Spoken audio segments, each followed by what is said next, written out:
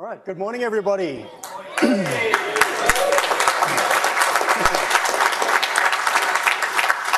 That keynote this morning was fantastic. It's going to be tough to follow. I'm going to be spending a lot of time today talking about technology, but this isn't really a technical talk. It's much more human than that. There are some parts of this talk that are quite painful for me personally, so I'm not sure if I'm going to be able to do that bit or skip it, but we'll see when the time comes. But I'm here with a few of my closest friends, so you can help me through it. Now, sometime in the early 2000s, probably around 2001, 2002, I met a couple of guys, Nick and Chris Fryer, and they were brilliant. They had been studying IT and multimedia at Swinburne, and I hired them at my software company to work as web developers. They worked on a few projects for me. They did really well, and they decided that they wanted to start their own web development business.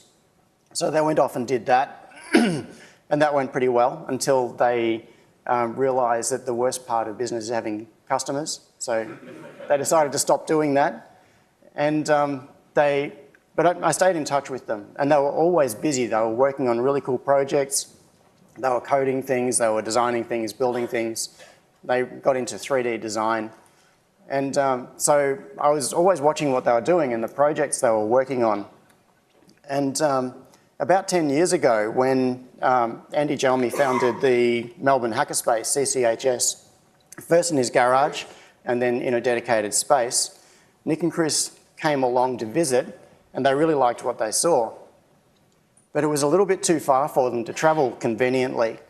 And with Andy's encouragement, they founded Melbourne Eastern Suburbs Hackers and basically created their own hackerspace that was more conveniently located to them. And Mesh has now grown into a vibrant community that has regular meetings and is involved in lots of community events.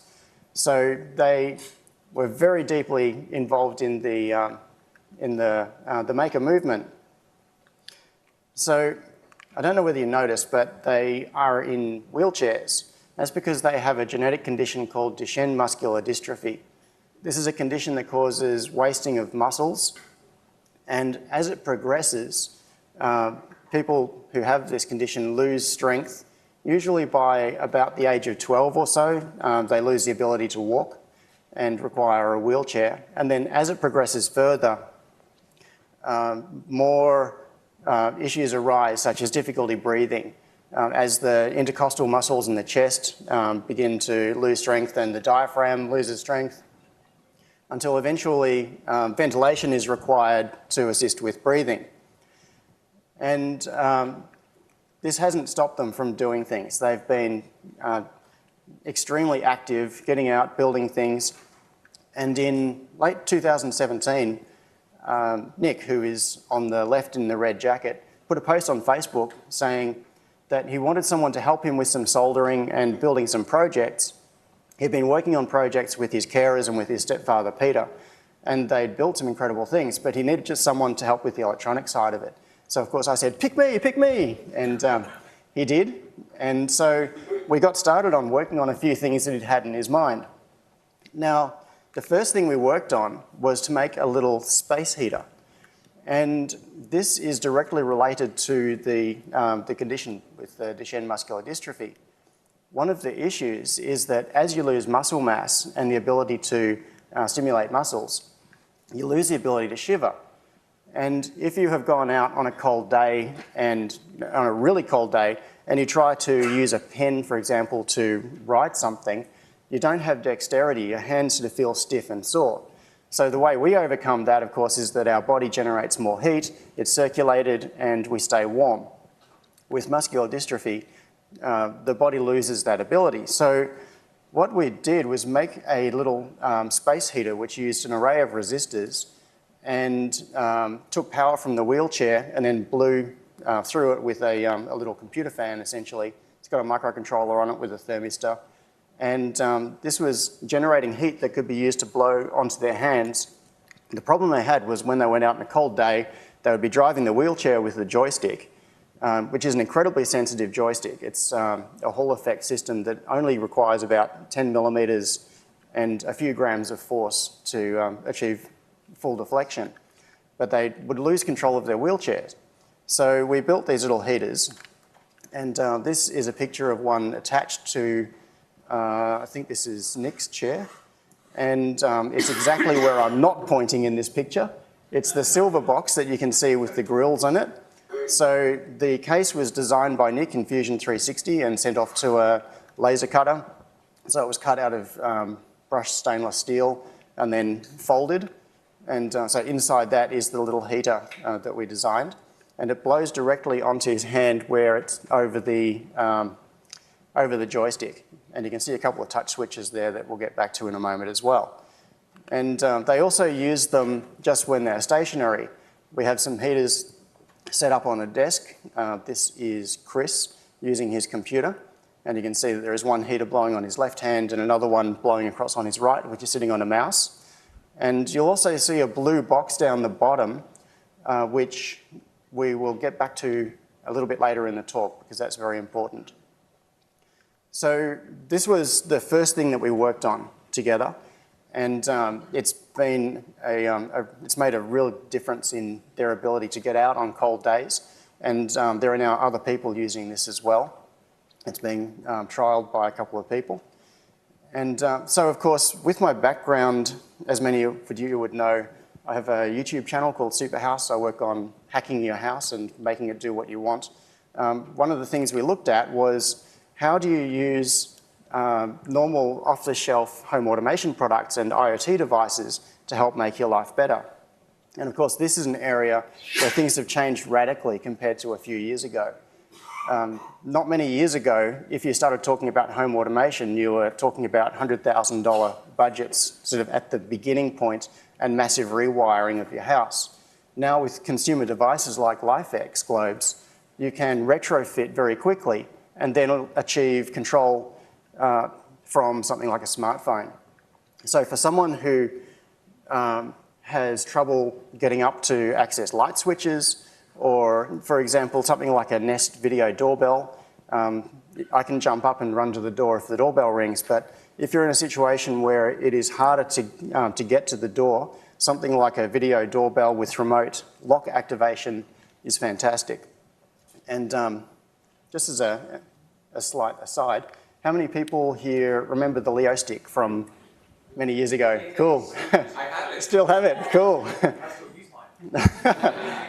Well, the tie-in to LifeX here is that for the Kickstarter launch of LifeX, the prototype for that was built by Andy and by John Boschua, based around the Leo stick. So LifeX is kind of LCA's fault in some small way at least.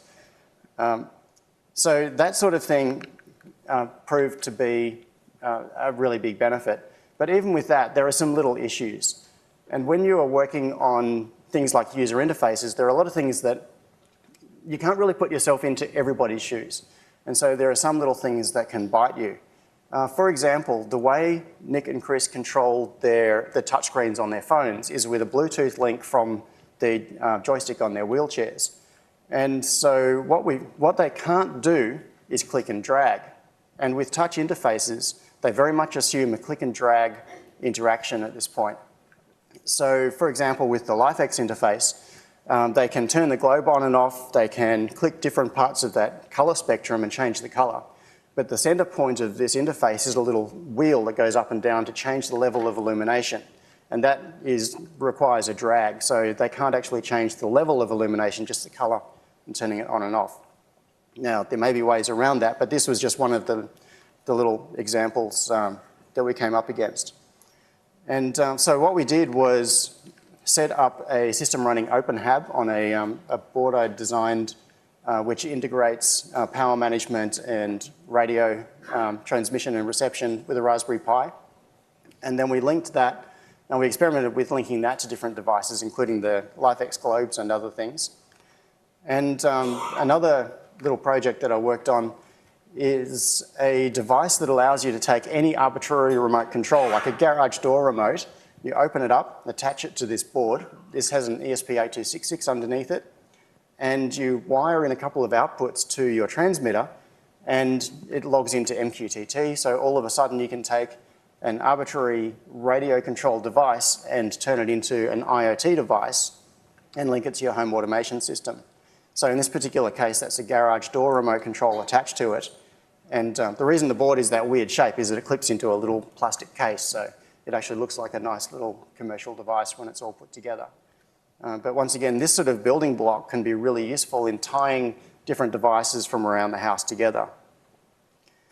So one of the things that Nick was really interested in was taking more control of his wheelchair. And they had recently got new wheelchairs, and the wheelchairs they just received cost around $45,000 each.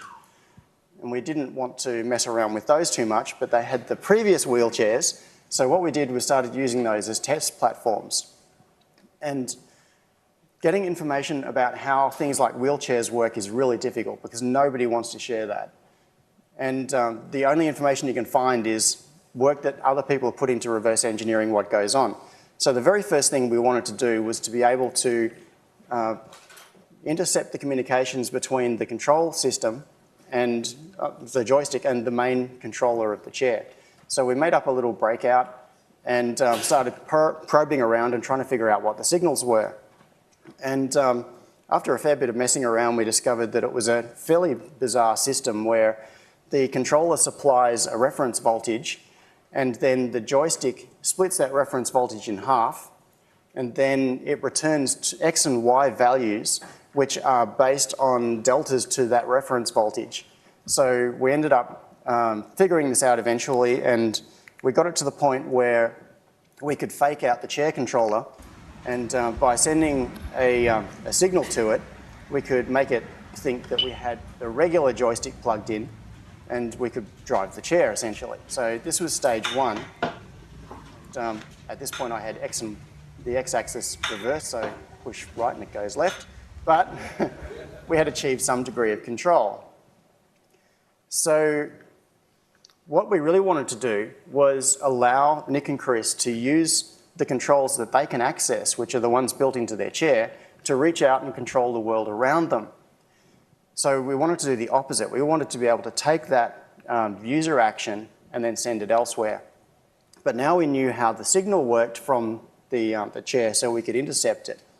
So our first attempt at doing this was a bit of a cobbled together mess, but it actually, surprisingly enough, worked. So in that big beige box that's sort of sitting across to the left, there is an Arduino, and that is intercepting the control signals, and then it's sending PWM outputs into a hacked FlySky transmitter.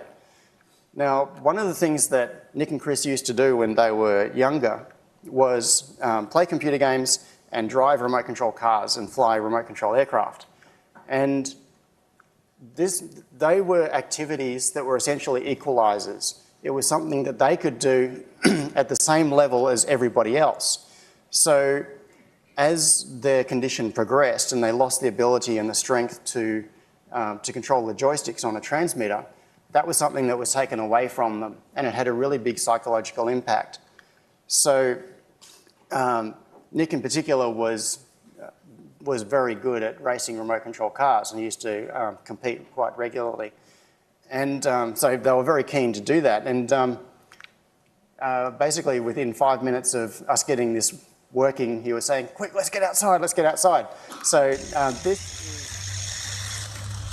is, I believe, driving a car from his wheelchair for the first time in many, many years.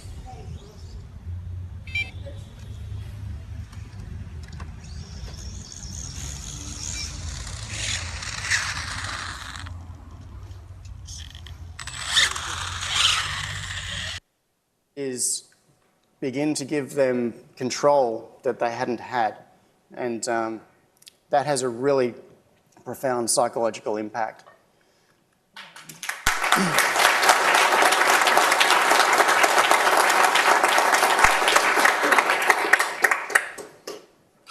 So there were many other projects we worked on as well. Nick was really interested in robotics and using robotics as an outreach tool. He wanted to be able to use it to inspire kids in particular to get into IT. So this is a project that we started working on that he designed. The base was laser cut on his laser cutter, and then we 3D printed the body that he designed as well. And it has a mount on the top so that it can have a LiDAR on it, and this was designed to be a platform for ROS, Robot Operating System. Basically what we set it up with so that same way as he was driving an open car. So here he is with his standard beverage of choice, and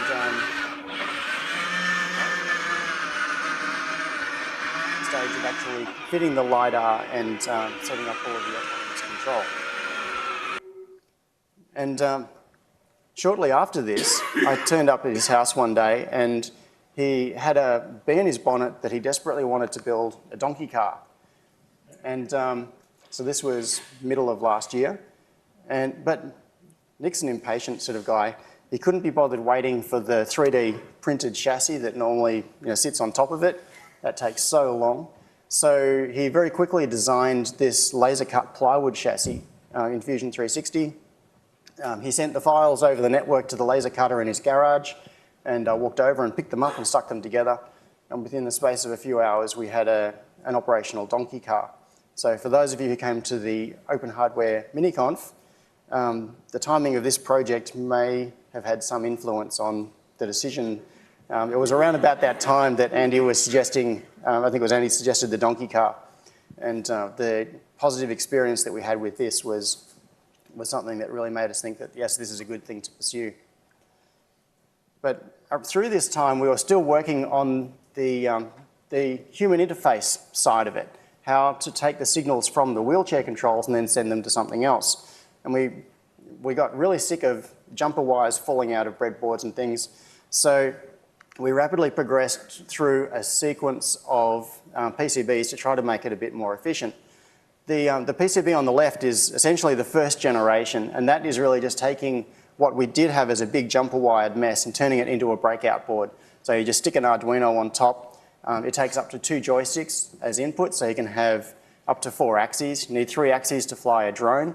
So what we wanted to do was have a joystick on each side to enable Nick and Chris to fly drones, which we did actually achieve.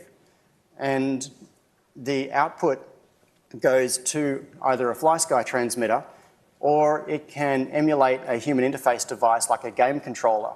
So we could then interface with something like a computer or a game console. We then discovered that we needed trim adjustment. So we made the version you see in the middle, which basically just added some pots on it so we could trim out the different axes and stabilize whatever we were controlling. And they proved that the whole concept was viable. So we then moved to the version you see on the right, where we integrated everything onto one board. So the microcontroller and everything is on there. It's got an ATmega 32U4 on it, same as an Arduino Leonardo. So essentially that looks like an Arduino Leonardo from a software point of view, but it has an input that comes from the joystick on the chair, it has an output that goes to the chair controller, and it allows us to put the chair into a mode where we immobilize it and then send the signal somewhere else. And we can do whatever we like with that. Now, one of the big steps we made with this last design was that we added CAN bus support. So CAN is a communications bus which is designed for industrial environments. It's typically used in cars. It's used a lot for UAVs and industrial robots and that sort of thing. And it's a very reliable way of sending serial communications to multiple devices. And this is a picture of our board on the bottom right communicating via CAN for the first time. And so that opens up a whole lot of possibilities. One thing is that modern wheelchairs have CAN buses on them. So when you look at a $45,000 wheelchair, it's an incredibly sophisticated piece of equipment. It's got computers controlling the drivetrain and all sorts of stuff going on. So firstly, we wanted to be able to interface with that if possible. And secondly, we wanted to use CAN for our own purposes. And so we designed a little box for it. And it's a total fluke that looks like a robot face. I had no idea when we were laying it out that that's what it would look like, but it looks kind of like Bender. That's what it reminds me of. So we figured out how to mount this on the chair, and the idea is that this is something that can be made as a permanent addition to the wheelchair, and then it can be operated in two different modes. You can run the chair in regular mode and it just passes a signal straight through, or you can have it in interception mode where the chair won't move and the signal goes to whatever we want, either via CAN or via USB, so it can be like a game emulator. And if you look on the inside of the FlySky transmitter, which we hacked in the first place, this is what a stock unmodified transmitter looks like. What we did originally was modify it with a little RC filter network so that we could fake out the joystick positions. So in the first version I showed you, what we were doing is sending PWM signals into the transmitter, which were then being filtered to make them nice and smooth instead of jagged. And when the switch was flipped on the transmitter, it would accept the signals from the wheelchair instead of the controller itself. So what we could do is have an operator use the transmitter and control the model, and then simply flick a switch, and control is then given to the chair controls. Flick the switch and it comes back again. So it allows someone using chair controls to cooperate with someone else to control the device. But this is a bit of a mess. So the next thing we started working on is this little board, which is designed to fit into the back of the FlySky transmitter, and it gives it a CAN bus interface. So this is the FlySky transmitter with the little CAN board on it. And as you can see, there are some bodge wires on there. We're still working on that design. But there is a header on the motherboard for the transmitter, which is a debug header. It gives us ground and power and some interesting things.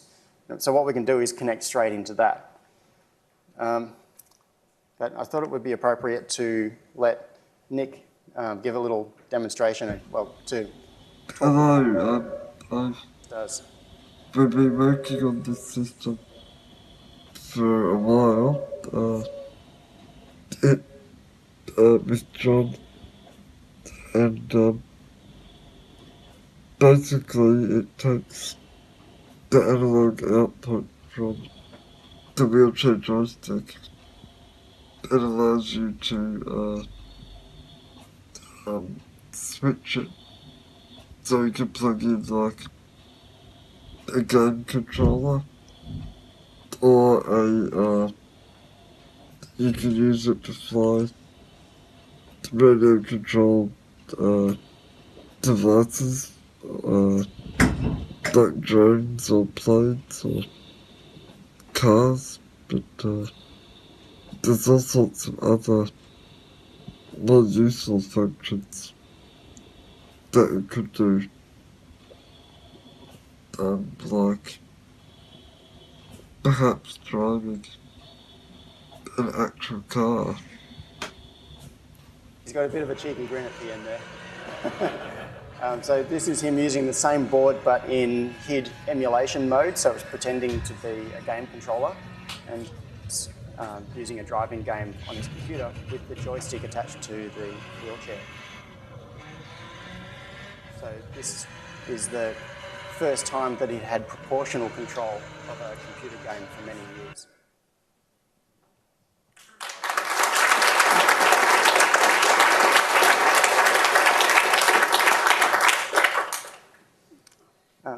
Now, returning to the outreach theme, one thing that Nick was really keen to do was build some little combat robots. There was an event coming up called the Stringy Bark Festival, and he wanted to see kids driving ant-weight combat robots. So he designed these in, once again, in Fusion 360. He sent the files off to his laser cutter in the garage. I went and picked them up and then basically glued all the pieces together. It's a really cool design. It comes together as a little wedge with a flipper on it. And the idea was that we could just give kids the controls for it. They couldn't do too much damage, but they'd have a lot of fun. And so this gets to the point that this slide is blank because I wasn't sure if I could talk about this, but I'll do it. Those pictures that I just showed you of the robot chassis being put together, that was on a Thursday afternoon. And while Nick and I were sitting working on this, we were just chatting about life, the universe, and everything, like a typical conversation. And at one point, he said, he told me three things very specifically, and pretty much this directly. Firstly, he wanted to live forever. So he just wanted to hang on for long enough for consciousness upload technology to be around, and then he'd be free. The second thing was he was sure he had a purpose in life, but he just didn't know what it was yet. And he would just keep doing things in the meantime until he figured it out. And the third thing was he might die in the process of achieving that goal, but that was okay with him as long as it had some good result. And you know, he was thinking maybe he could be involved in some medical trials that would assist with electrode technology or something like that, that would then cause be beneficial to other people. So that was on a Thursday afternoon, and that weekend, as he was being got up out of bed by his carer, he had a respiratory event and lost consciousness. And his carer and his stepfather, Peter, applied CPR, but they couldn't revive him.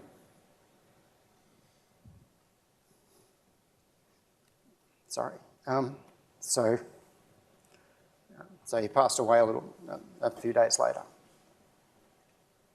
But after this, the Stringy Bark Festival was still coming up, and Peter, Chris and I all talked about it, and we said that it was Nick's dream to encourage people and to have them be inspired to try things. So we wanted to finish his projects for him.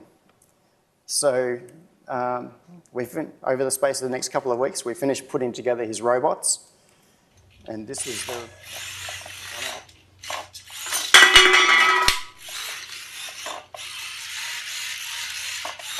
So his design worked brilliantly. And a couple of weeks after he died...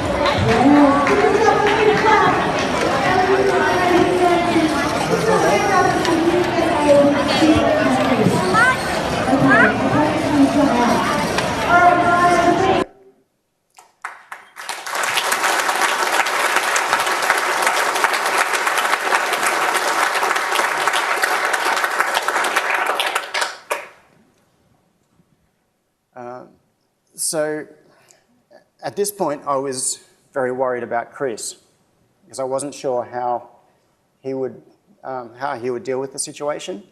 I didn't know if he would go into a funk and withdraw, but it turns out that he didn't. He's really strong, and so he was determined to complete Nick's projects and many of his own as well. And he wanted to get right back into it. So we immediately started working on a couple of things that had been started by Nick and some ideas of Chris's as well.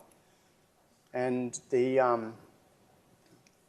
one of the first things we started looking at is the touch switches on his wheelchair. So these are touch switches. They make it easy for me to control my wheelchair. For example, this button, switch modes, so I can do things like this, or turn this switch, turn the back, that allows me to turn pages, click, do stuff like that, take photos, play games, whatever. It's extremely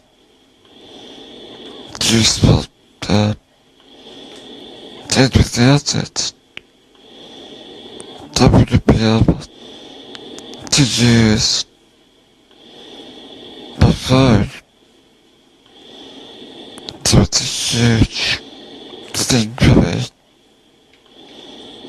But, there's a few issues.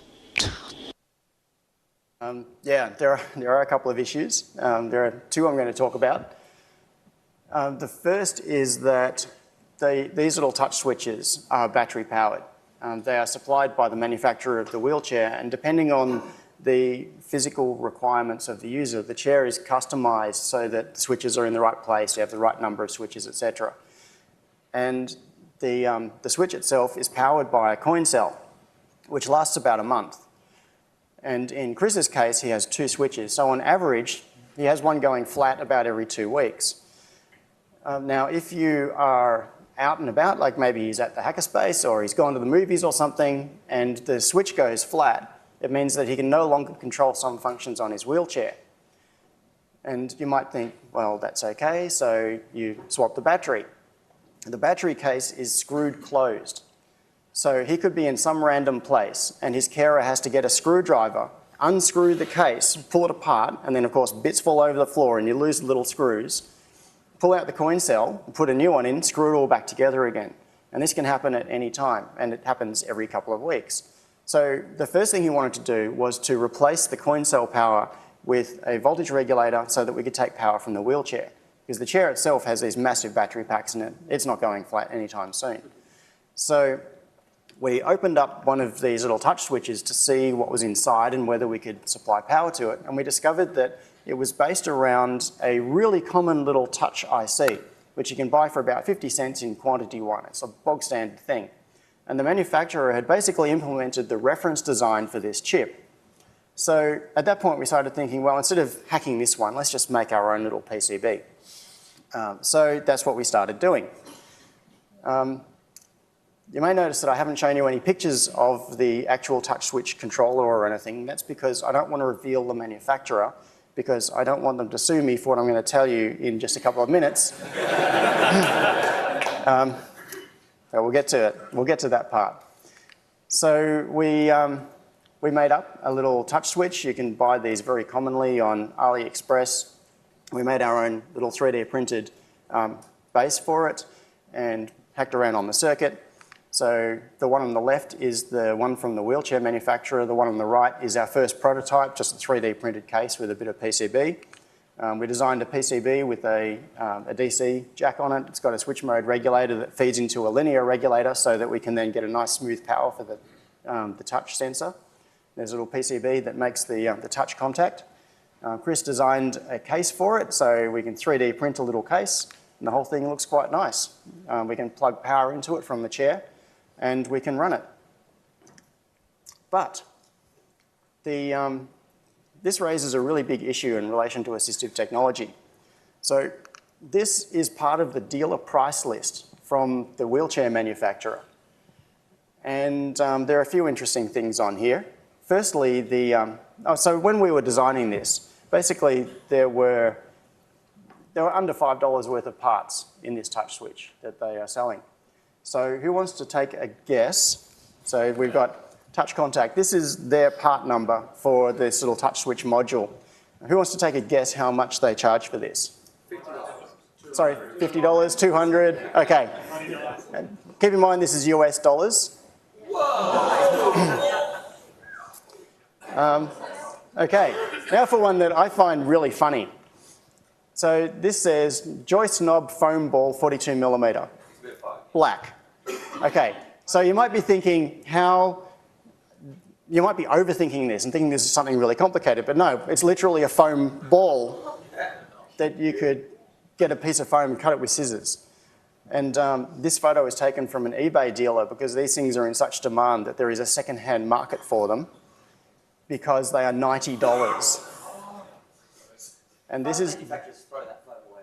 It costs a lot of money to be disabled. Yes, good comment. It does cost a lot of money to be disabled. So another funny thing on here, we won't go through all of these, this is the last one. This is a splitter. So basically imagine a little cable, two 3.5 millimeter sockets so you can plug headphones in and then you plug it into one thing. So let's just see, like our friends at AliExpress say it's worth 72 cents. That same thing, $51.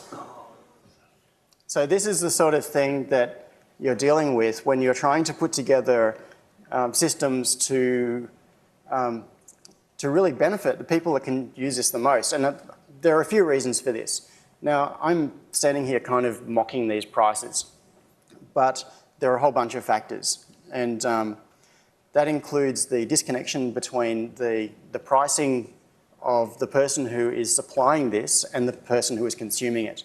And that's because the company that makes this doesn't have to sell this to the end customer. They only have to sell it to the insurance company. And that's where a lot of this comes in. So this is really where open source can be a market disruptor. And it's where open source can win. So we did the only sensible thing, of course, and we put our design on GitHub. So earlier we saw the little blue box. This is some buttons that are sitting just over the edge of the wheelchair. In this particular one, it's connected to an Arduino Leonardo. I didn't build this one. This was built by the stepfather, Peter. And what it does is sends arbitrary keystrokes or HID events when buttons are pressed. So the way they use their computers is they have a mouse in the right hand and then this little button box on the left. And here's another photo of it while I was modifying it to add some thumb clearance. And what these do is give them the ability to interact with the computer when they can't use a normal keyboard. Now, there are some companies that are really helping with this, and I'm amazed to say that I'm standing here at a Linux conference praising Microsoft, but recently they released this device, which is the Xbox Adaptive Controller. This is a device that you plug into a game system or a computer. It comes up as a game controller, and it works exactly like a game controller, except that it has 19 inputs along the back. Each one of those inputs corresponds to one of the 19 things you can do on a standard game controller. So if you short one of those inputs, you can just have a switch or something that plugs into it. It could be a foot switch, it could be a sip and puff interface, it really doesn't matter. You can build a custom interface that the game system thinks is a normal game controller. So Microsoft released this and we got one. It's really good, but it's primarily oriented around games. So we worked on another device which we've called the Open Adaptive Controller. This one's the Mini Open Adaptive Controller. It's only got 8 inputs, but basically what it does is it's got USB-C, you plug it into your computer, and it comes up as a human interface device. And if you short one of those inputs simply with a switch, or it could be like a large switch so that it's easy to activate, and Nick always put a happy face on his designs. So this is a 3D printed switch. You could then trigger arbitrary events on the computer. But this is all digital. This is just pressing buttons. And what we really wanted to do was have analog input as well. And the other thing is that one of Nick and Chris's friends, who also has muscular dystrophy, didn't receive the physiotherapy that would have helped him earlier in life. And the result is that his hands have closed up and he can't open them. So he's not able to use one of these button boxes because his hands won't fit over it. So what we've just been starting to do in recent times is work with these, which are little pressure transducers. They're very sensitive and it allows us to measure pressure. Instead of tuning the switching force in hardware, we can tune it in software. And what we want to do is build a mount that is tuned to the specific shape of the hand of the user. So just last Tuesday, we're almost up to present day, we were experimenting with a technique called photogrammetry. This is where you take a series of photos of a physical object and then throw it into some really cool software called Meshroom, which is built on Alice Vision, and it's all GPL, it's all open source. It crunches on it for a while, and based on features in all the photos, it figures out where the camera was at the position where all those photos were taken, and then it builds you a 3D model of whatever it was you took the photo of. So our plan, this is what we're just starting to experiment with, is take a lot of photos, build a 3D model of a person's hand, pull that into Fusion 360, and then we can exactly place the pressure sensors in the optimum position and then 3D print supports for it. So final thing is right before coming to LCA, so this was just on Friday, this was at a clinic in Melbourne. We went along for a trial of a device called a neuronode, which is a new type of EMG sensor that detects muscle electrical activity. And you can see the sensors there on Chris's hand. What this is doing is detecting the very small muscle activity in his hand. And it can auto-calibrate so that even with tiny movements, the computer can detect that movement and then translate that into an output. So as of Friday, we're now talking to Control Bionics, the company that makes this, about taking that input and then feeding it into our open source, open adaptive controller and allowing EMG control of computers as well. So if any of this has been of interest to you, there is a whole lot of info at superhouse.tv. There are links to GitHub and project pages and videos and live streams, and there's a forum and all sorts of stuff.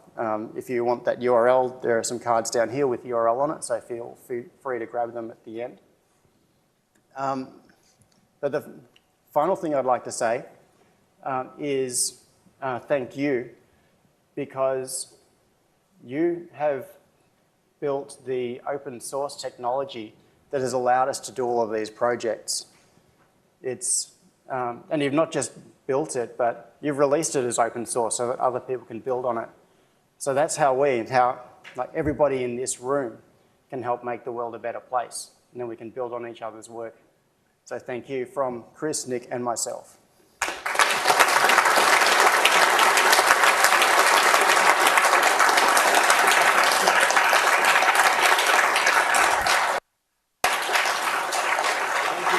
We're going to take some questions. Sure. Time for a couple questions.